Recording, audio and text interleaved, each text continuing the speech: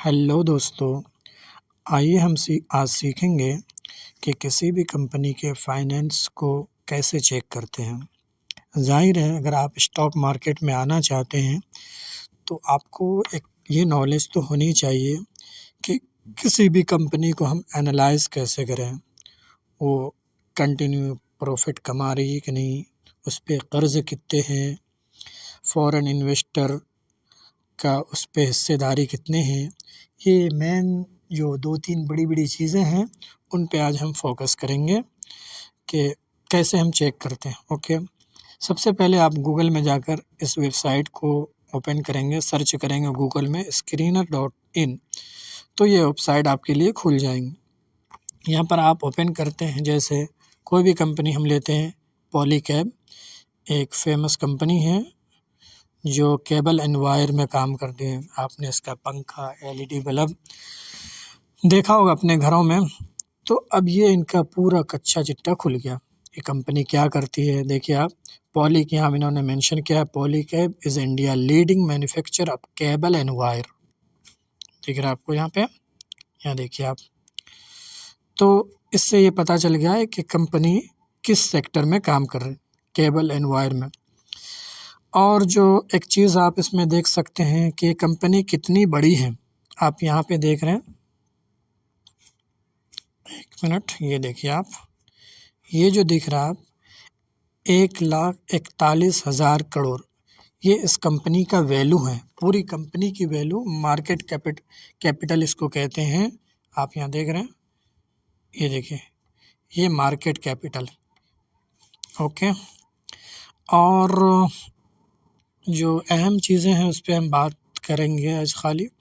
और यहाँ पर जो है ये इनका पीयर्स कंपनी दिखाए, इसका कम्पिटिटिव मार्केट में कौन कौन है।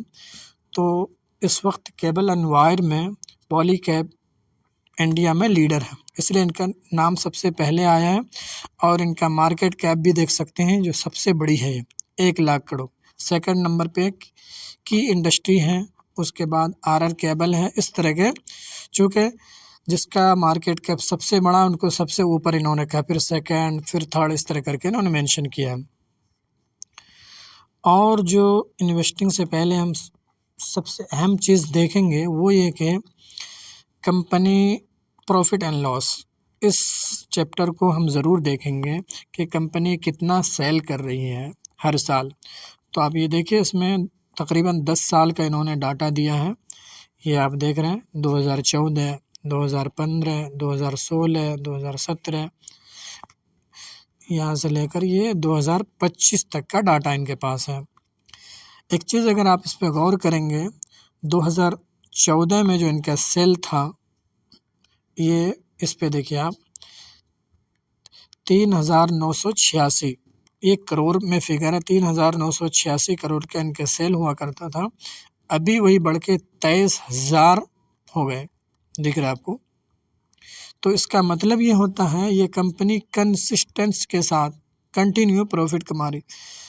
3,900, 4,700, 5,200, 5,500 और इस तरह 67, 79। तो ये एक हिंट दे रही है कि कंपनी बहुत अच्छा काम कर रही इन्वेस्टिंग करने के लिए।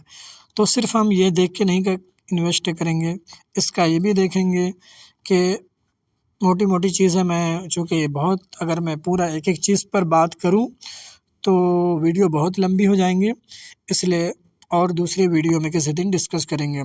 तो आज की वीडियो में हम ये सेल देखेंगे। सेल आप देख रहे हैं कंटिन्यू बढ़ रहा है। दूसरा एक जो अहम चीज़ होती है, क्या कंपनी के ऊपर कर्ज़े हैं, तो आप ये बोरोविंग का सेक्शन देख सकते हैं। आप ये जो दिख रहा है आपको, ये बोरोविंग है, यानी कंपनी पे इतने कर्ज़े हैं। ये देख रहे हैं आप, 458 करोड़, 586 करोड़, 700, 856 करोड़, 800 करोड़। तो कंपनी पे कर्ज होना कोई बुरी चीज़ नहीं है, बट इसके कंपैरिजन में आप एक चीज़ और देखेंगे, रिज़र्व। ये कर्ज़े उन्होंने कंपनी ने लिया है, उसके कंपैरिजन में आप इसके ऊपर रिज़र्व देख रहे हैं कि इसके पास कितने कैश है।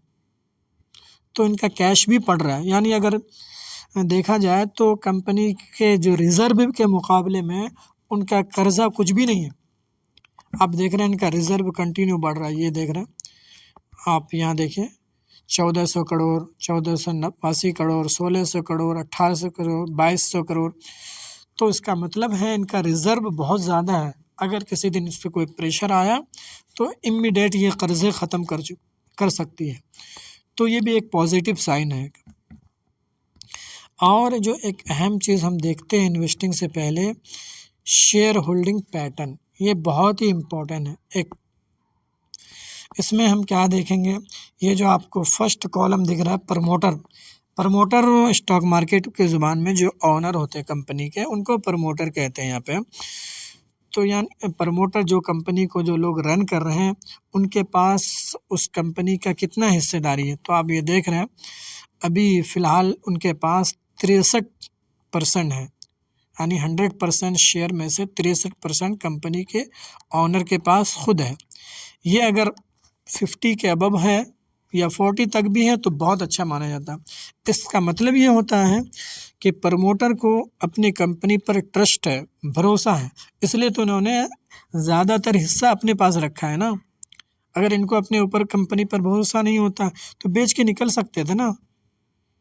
लेकिन ये एक सिग्नल है कि कंपनी बहुत अच्छा कर रही है या फ्यूचर में करेगी।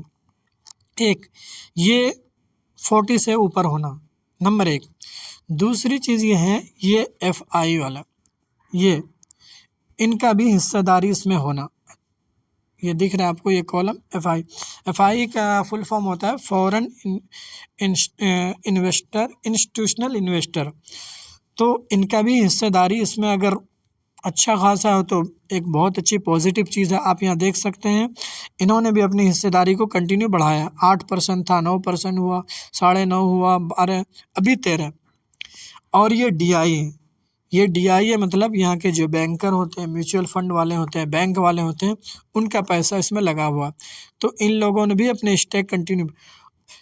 और ये नीचे का कॉलम जो आप देख रहे हैं ये पब्लिक का है, हम और आप जो शेयर खरीद, यानी 13% हिस्सेदारी ओनली पब्लिक के पास है। बाकी इसमें बड़े बड़े इन्वेस्टर हैं, FI हैं, DI हैं, बैंक वाले हैं, प्रमोटर हैं। तो इससे पता चलता है इन लोगों को इस कंपनी पर बहुत फेथ है, बहुत भरोसा है, जभी तो इन लोगों ने पैसे लगाए। तो हमें हमेशा ये वो उस कंपनी में जाना चाहिए, इसलिए कि कंपनी की अंदर की चीज़ें हमें नहीं मालूम होती, कंपनी क्या करेंगे। और ये FI और DI वाला जो होता है इसमें करोड़ों अरबों रुपए का इनका इन्वेस्टमेंट होता है। तो ये सब बहुत डिटेल में जाकर उनके कंपनी को मैन्युफैक्चर कैसा होता है, कहाँ करता है, कितनी उनके मैन्युफैक्चर यूनिट है, कहाँ पे क्या काम हो रहा है, वो पूरे देख कर ये लोग इन्वेस्ट करते हैं। और DI भी इसी तरह। तो हम पब्लिक को चाहिए कि इनको फॉलो करें। ओके, अगर जिसमें इसका स्टेक इंक्रीज़ हो रहा है तो एक पॉजिटिव साइन होता है, नहीं कुछ ना कुछ इसमें अच्छा होना। अब इसका ये मतलब नहीं है, थंब रूल नहीं है कि जहाँ भी इन लोगों ने अपना स्टेक बढ़ाया तो इसका मतलब हम इसमें इन्वेस्ट कर देंगे, ये नहीं है। बट मेजर केस में ऐसा ही होता है कि इनके स्टेक को इंक्रीज़ करने को मार्केट में एक पॉजिटिव चीज़ मानी जाती है। तो आज हमने सिर्फ ये 2-3 चीज़ें कवर की हैं। इंशाअल्लाह अगर आपको हम इसमें इंटरेस्ट आ रहा है तो हमें कमेंट में बताइएगा, और भी इस पे मैं मज़ीद वीडियो बनाने की कोशिश करूँगा।